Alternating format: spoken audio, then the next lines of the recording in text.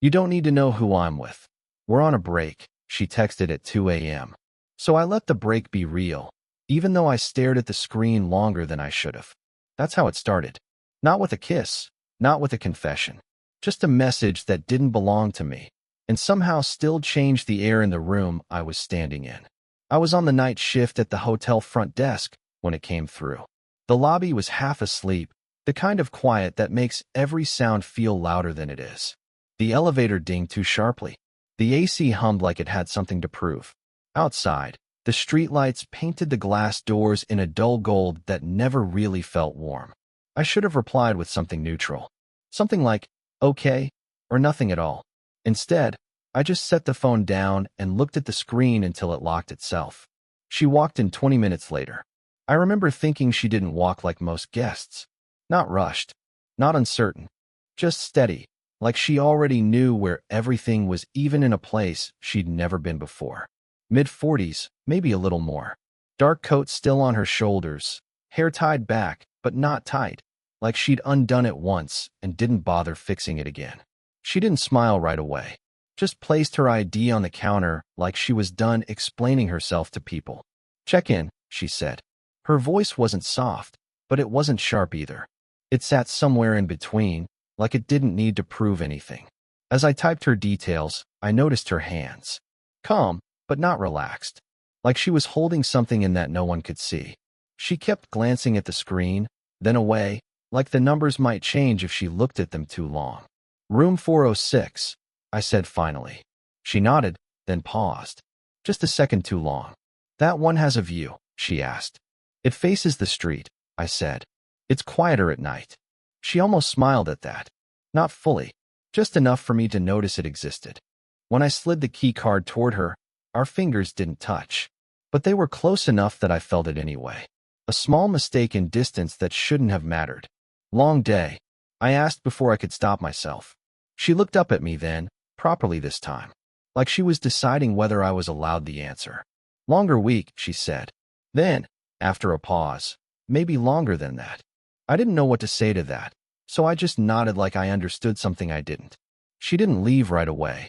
She stood there for a moment, key card in hand, eyes drifting past me to the lobby behind. Empty couches, dim lamps, a plant that had stopped pretending it was alive months ago. You always work nights, she asked. Mostly, I said.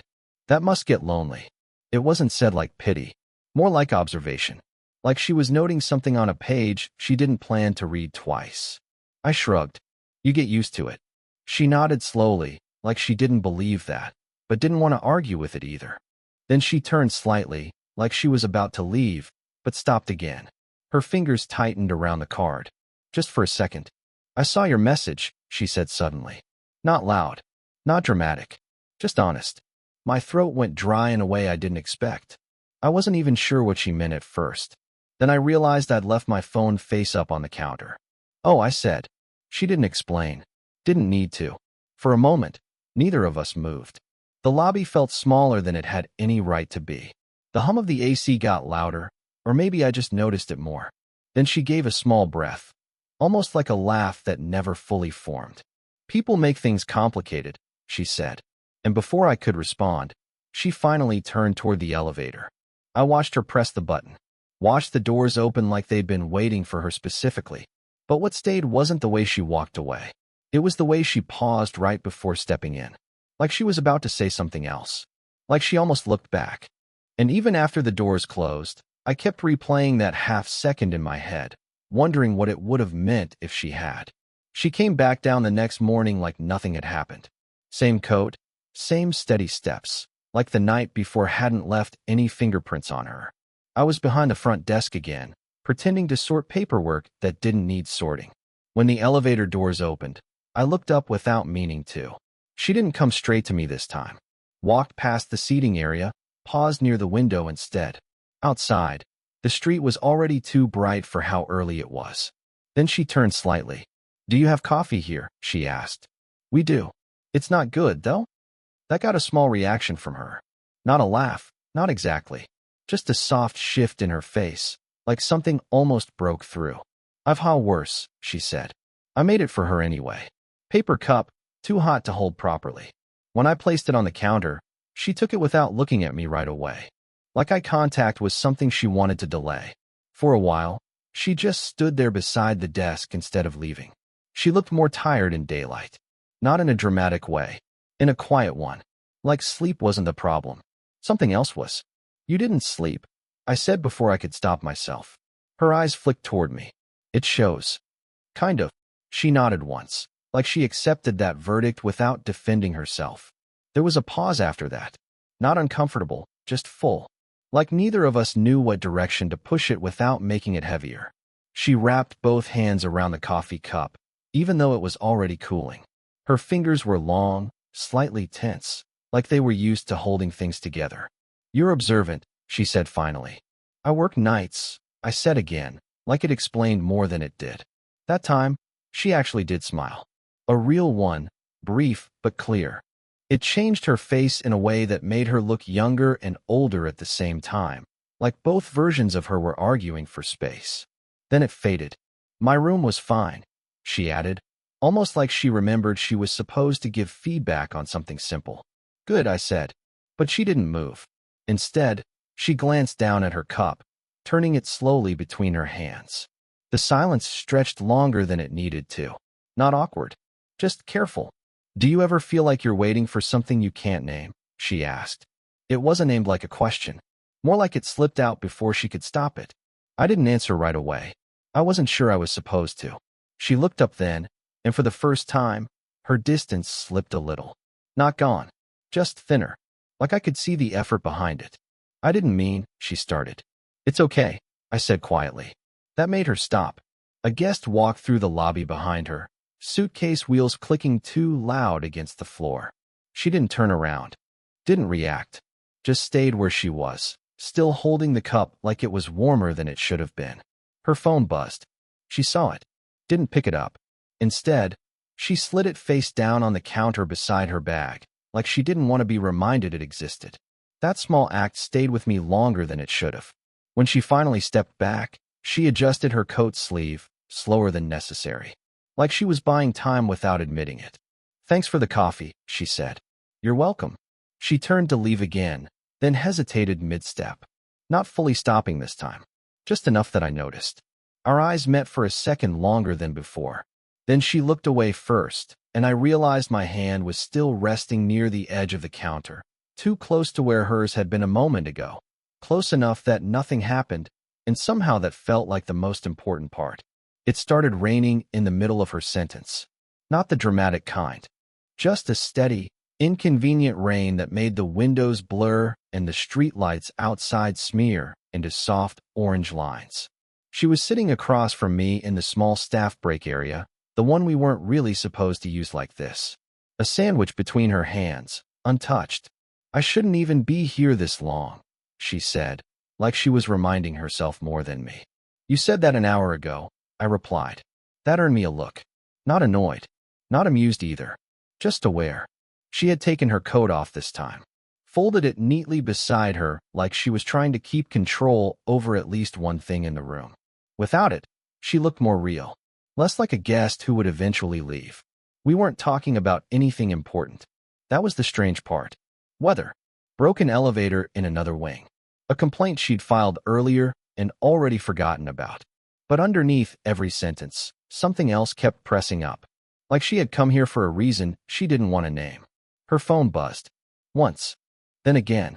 She didn't pick it up at first. Just stared at it like it was part of the table. But the third buzz changed something in her face. A small tightening at the corner of her mouth. I need to take this, she said. She stood, stepped toward the hallway. I didn't follow. I just stayed there, watching the space she left behind get colder in a way that didn't make sense. Her voice came through faintly from the corridor. Not clear words, just tone. Controlled at first, then sharper. A pause, then quieter again, like she was forcing herself to breathe in between sentences. I didn't mean to listen, but I did. When she came back, her expression was different. Not broken, just rearranged. Sorry, she said immediately, sitting down too fast. That was nothing. Nothing never sounds like nothing. I nodded anyway. She pushed her food away, finally. Like appetite had become optional. Her fingers tapped once against the edge of the table, then stopped, like she caught herself doing it. It's complicated, she added. I almost laughed, but didn't. Everything is, I said. That made her look at me longer than usual. Not scanning, not judging, just holding, like she was trying to decide whether I was safe in ways she didn't want to admit she was thinking about. Outside, rain hit the glass harder now. The building felt sealed off from everything else. She leaned back slightly in her chair. You shouldn't get used to people like me, she said. The words came out flat, but her eyes didn't match them. I didn't answer right away. My hands were under the table, clenched without me noticing. I forced them open. I'm not used to anything, I said. That wasn't fully true. It wasn't fully false either. Her mouth parted slightly, like she was about to say something sharper, something final. But it didn't come. Instead, she stood again. Too quickly this time. I should go upstairs, she said. And then, softer, almost like it slipped out against her will. I shouldn't be down here this long. She reached for her coat. I stood at the same time without planning to. For a second, we were too close. Not touching, just close enough that the air between us felt like it had weight. Her hand hovered near the table edge. Mine moved slightly forward without permission. Her eyes flicked down, and neither of us stepped back. The rain kept hitting the window like it was trying to get in. We were still standing too close. Too close to pretend it meant nothing. Too far to call it anything else. She didn't move first. Neither did I. It felt like we were both waiting for the other person to make the moment official, like there was a version of this where someone would laugh and break it, and we could go back to normal. But nothing broke. Her eyes dropped for a second to the space between us, then came back up like she regretted it. What are we doing? She asked. It wasn't dramatic. No edge in her voice. Just tired honesty, like she was naming something she'd been avoiding for days. I didn't answer right away. Because I didn't know. Because every answer I could think of sounded like a mistake. I don't know, I said finally. That made her exhale through her nose, almost like a laugh that gave up halfway. That's not an answer, she said. It's the only one I have. She looked away then. Not angry. Not relieved either. Just distant again, like she was trying to find the version of herself that had walked in here without this problem. But it was already too late for that. The silence stretched. Not empty. Full. Full of all the small things we hadn't said. The coffee. The late-night text I pretended not to care about. The way she looked at me like she was measuring distance instead of space. She shifted her weight slightly, finally stepping back half a step. Not leaving. Just correcting something she didn't want to name. I don't do this, she said quietly. Do what? She hesitated. That hesitation said more than anything she could have chosen. Lose control of where I stand, she said finally. I nodded slowly. Like I understood. Like I didn't want to push. But my voice came out anyway, softer than I expected. You didn't lose it. That made her look at me again. Sharper this time. Then what is it? I opened my mouth. Closed it again. Because every word felt too big for what this actually was. Or too small. The rain outside got louder. The building lights flickered slightly, like they were unsure of their own stability. She rubbed her thumb against her palm, a small nervous habit she probably didn't realize she had. Then stopped when she noticed me noticing. That tiny correction hurt more than it should have. I should go upstairs, she said again. But she didn't move. Neither did I. There was a long pause where even the air felt suspended. Then she spoke again, quieter this time, almost like she didn't want it to exist outside her mouth. If I look at you too long, she said, I don't think I'll leave the same way. She swallowed after that. Hard. Like she regretted letting it out. And I stood there, not stepping forward, not stepping back, realizing the worst part wasn't what she said. It was that I already understood exactly what she meant. She didn't leave. That was the first strange thing. She stayed standing there after everything she said, like her body had stopped trusting her decisions but hadn't decided on a replacement, yet the rain outside had softened into a steady noise, like the building was breathing slower. Then her phone buzzed again. This time she picked it up immediately. No hesitation. That alone told me enough to look away, but I didn't. Her thumb hovered for a second over the screen. Then she opened something I couldn't see. Her face changed slightly. Not shock. Not surprise. Something more careful.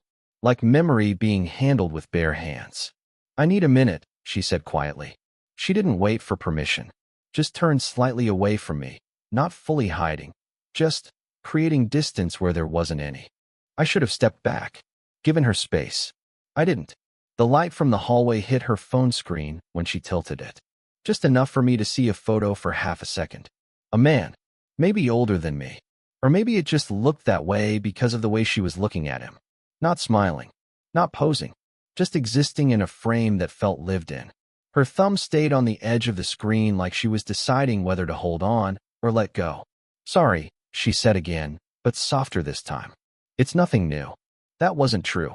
I could hear it in her voice. I didn't ask. I just waited. She turned the phone off and held it in her hand like it suddenly weighed more than it should. Then, out of nowhere, she said, "You remind me of someone." Simple sentence. No drama in it. But something in my chest tightened anyway. I let out a small breath. A good thing or a bad thing? She almost smiled. Almost. That depends on the day I remember him, she said. The words didn't land like a confession. More like something she'd already said to herself too many times to feel sharp anymore. I leaned back against the desk without realizing it, like my body needed something solid. She looked at me properly then. Not the usual glance. Not measurement. Something longer. "It's not about you," she added quickly, like she needed to fix the direction of what she'd said. But that didn't help. It made it worse. Because now there was something between us that wasn't just silence anymore. It had shape. She exhaled slowly and sat down on the edge of the chair across from me, like standing had become too expensive. "I don't talk about him," she said. "Not like this." "Like what?" I asked. Her fingers tightened around her phone again. "Like he's still everywhere," she said. A pause. Then quieter. "And you just walked in like nothing was missing." That hit differently. I didn't know what to say to that, so I didn't try. The room felt smaller again, but not because of proximity this time. Because of something invisible filling it.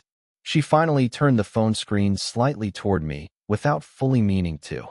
I saw it again. The face. And for a second that didn't make sense, something in me stilled in a way I couldn't explain. Not recognition exactly. Something closer to displacement. Like I had been standing in a space that wasn't originally meant for me and only just realized it. She noticed my expression change. "What?" she asked softly. I opened my mouth. Closed it. Because suddenly I wasn't sure if I was looking at a memory or a replacement for one. And she just sat there, watching me like she was waiting for me to become someone else. I didn't say anything for a long time. Neither did she. The phone was still in her hand, screen dark now, like it had done its job and didn't need to participate anymore. That photo stayed in my head longer than I wanted it to. Not because it looked like me exactly, but because it didn't. And still made something in her pause like I had walked into a room that already knew my shape. Finally, she broke the silence. "I'm not trying to replace anything," she said, almost too quietly. I nodded once. I know. That was all I had. And strangely, it was enough. She looked down at her hands, then laughed under her breath. Not happy, not sad either. Just tired of holding things that didn't fit neatly into words. "I shouldn't even be here," she said again, but it didn't carry the same weight anymore. "No," I said gently. "You are." That made her look up. Not surprised. Just seen. A long pause followed. The kind that doesn't ask to be filled anymore. It just exists and you either accept it or leave it. She chose neither. Instead, she stood slowly and walked closer. Not fast. Not hesitant. Just steady in a way that felt like giving up pretending. She stopped in front of me. Close enough that I could feel the warmth from her presence, but still not touching. "You make it harder to be careful," she said. I let out a quiet breath. "I'm not trying to." "I know," she repeated, like that was the problem. Her eyes dropped to my hands. Then she did something simple, almost accidental. She reached out. Her fingers touched mine. Not gripping, not holding, just contact, like confirming something real. That small touch did more than anything else that night had done. Neither of us moved away. The room didn't change, but something in it settled, like a decision had been made without language. She let her hand stay there a second longer than necessary. Then she finally spoke, softer than before. "I don't know what this becomes," she said. I didn't answer immediately. because I didn't want to ruin the honesty of it. I don't either, I said. A pause. Then she nodded once, like that was the only acceptable truth. She stepped closer, not into me, just into the space we had been avoiding. And this time, I didn't step back either. Her forehead almost touched my shoulder, not quite resting, just close enough that her breathing slowed to match the room. We stood like that, not holding, not claiming, just existing in the same moment without fighting it anymore. Outside, the rain finally softened into something distant, like it understood it didn't need to interrupt anymore. After a while, she spoke without moving. "This is going to change things," she said. "It already did," I replied. She gave a small, almost invisible nod. And for the first time, she didn't pull away from the silence between us. She stayed in it. And so did I. I still think about that night more often than I should. Not in a painful way.